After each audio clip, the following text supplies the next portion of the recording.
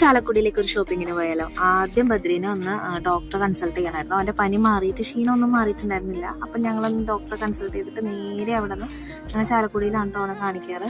അപ്പോൾ അവിടെ നേരെ ഒരു ഷോപ്പിംഗ് കഴിഞ്ഞിട്ടാണ് പോകുന്നത്. അപ്പോൾ ആദ്യം പോയത് പുതിയൊരു ഷോപ്പിലേക്കാണ്. അവിടെ ഞാനൊരു ഇയറിംഗ് മാത്രമേ കളക്ട് ചെയ്തിട്ടുണ്ടായിരുന്നുള്ളൂ. കാരണം ഞാൻ ഉപയോഗിക്കാത്ത ബ്രാൻഡിൻ്റെ കോസ്മെറ്റിക്സ് ആയിരുന്നു അവിടെ ഉണ്ടായിരുന്നത്. അത് കഴിഞ്ഞ് ഞങ്ങൾ നേരെ പർപ്പിളിലേക്ക് പോയിട്ടോ. പിന്നെ സ്കിൻ കെയർ സാധനങ്ങളൊക്കെ മേടിച്ചു. പിന്നെ എനിക്കൊരു ലിപ്സ്റ്റിക്കും മേടിച്ചിട്ട് ഞങ്ങൾ അവിടെ നിന്ന് നേരെ ഇറങ്ങിയിട്ടോ. അധികം നേരം ഞങ്ങൾ പർച്ചേസിന് നിന്നില്ല, കുറച്ച് നേരം നിന്നുള്ളൂ. കാരണം ഒരു 7:30 ടൈം ആയിരുന്നു. പിന്നെ അവന് വയ്യാലോ. അപ്പോൾ അതുകൊണ്ട് ഞങ്ങൾക്ക് അത്യാവശ്യം വേണ്ട കുറച്ച് സാധനങ്ങളൊക്കെ കളക്ട് ചെയ്തിട്ട് ഞങ്ങളിതേ ഇറങ്ങുകയാണ് കേട്ടോ.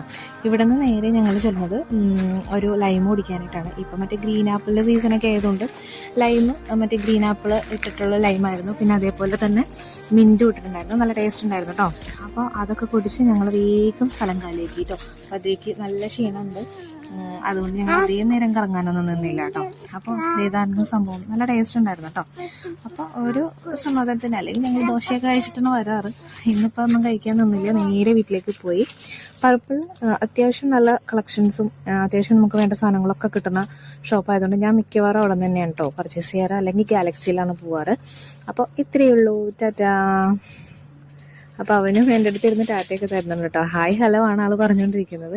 അപ്പോൾ ശരി, ടാറ്റ, ബൈ ബൈ.